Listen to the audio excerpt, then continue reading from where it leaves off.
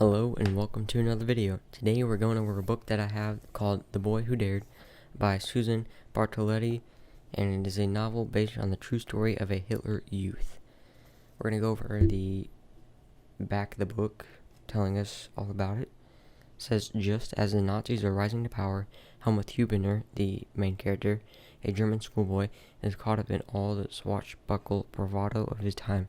The anthem stormtrooper uniforms, the shiny jackboots, and armbands, the rousing patriotism, all serve to draw him into this bright new world full of promise and hope.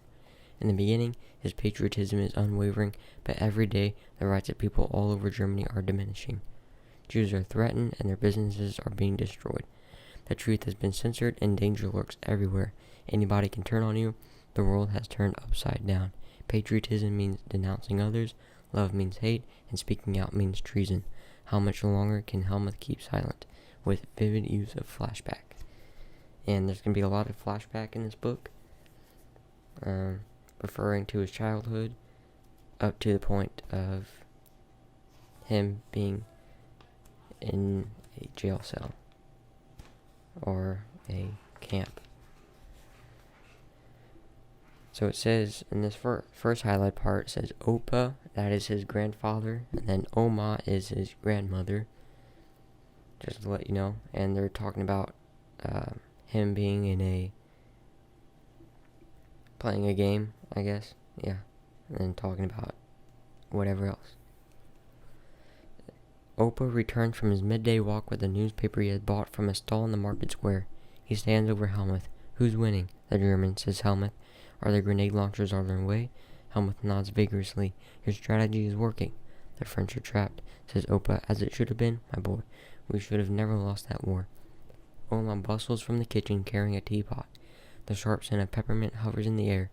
Opa sits, flaps open the newspaper, mutters about the headlines. More head crackings, he says. More fighting between communists and the Social Democrats and the Nazis. Each party promises jobs and a stronger economy. Can it get any worse? Asks Oma. Only if that lunatic Hitler comes to power, says Opa.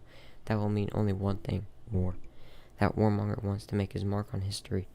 Oma sits to Opa and says, Hitler frightens me, those crazy eyes of his, and the way he knows exactly how to bring a crowd to hysteria. For a long while, Opa and Oma sit in silence, his hand cupped over hers. Helmut knows they are afraid of Adolf Hitler, the leader of the Nazi party.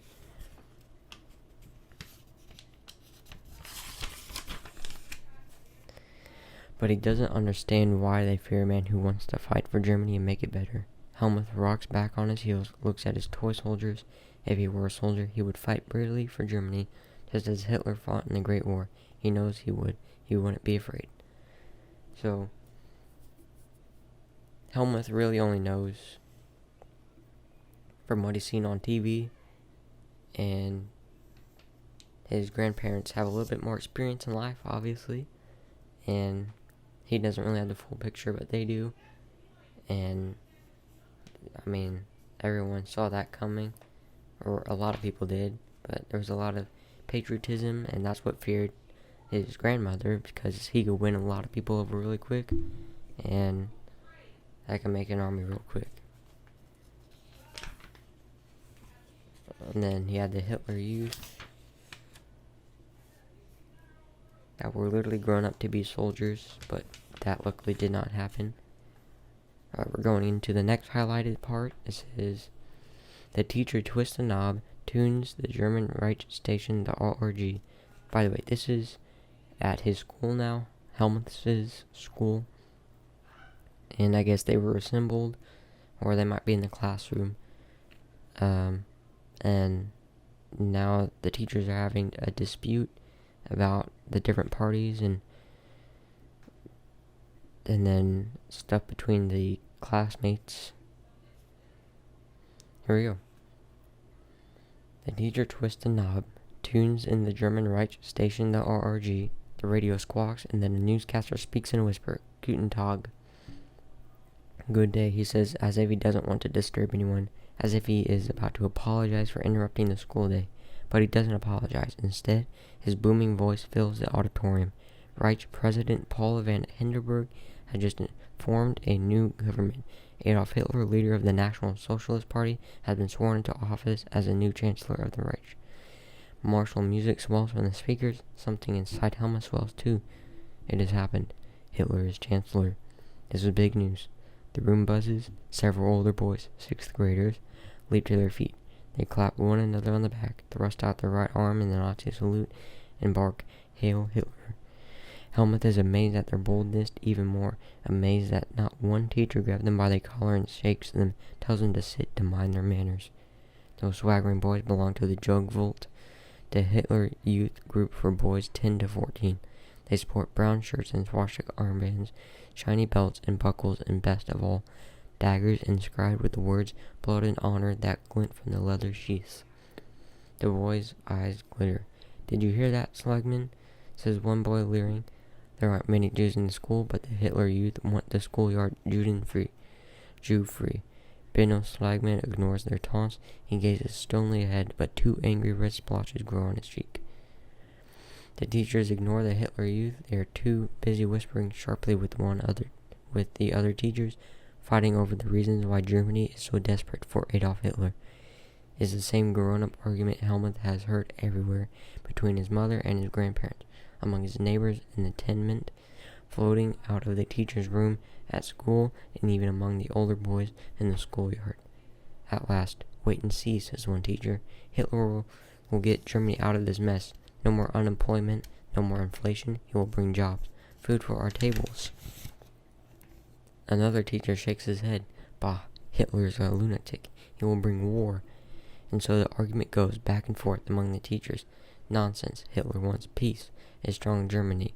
Wait and see, he will restore our greatness. The problem is that treaty. It's a sacrilege. Helmut knows about the Treaty of Versailles, the peace agreement that ended the Great War in 1918. The treaty forced Germany to take all the blame for starting the war and pay high reparations that made Germany poor. The treaty caused unemployment, poverty, inflation, and mostly it brought shame and humiliation to Germany. A few teachers seem unconcerned by these arguments. They shrug their shoulders and stand idly with their hands in their pockets. What do I care? Hitler. What does it matter? All their promises sound the same, nothing but lies. Mark my words, Hitler won't last long. The German people won't be ruled by an idiot. Hitler will be hard on the Jews. I would not want to be a Jew in Germany. Hitler just huffing and puffing about the Jews. He knows how to play up patriotism by giving people a common enemy, or a scapegoat. He makes people afraid. That's what he does. It's bad, the things that can happen when people become afraid. That's the end of my highlight section there.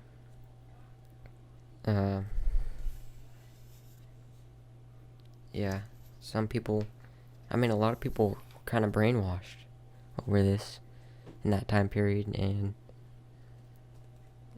you can see what this author's writing, and that's what was happening back then between the teachers, between classmates, between friends and families, and arguing over who or what is better.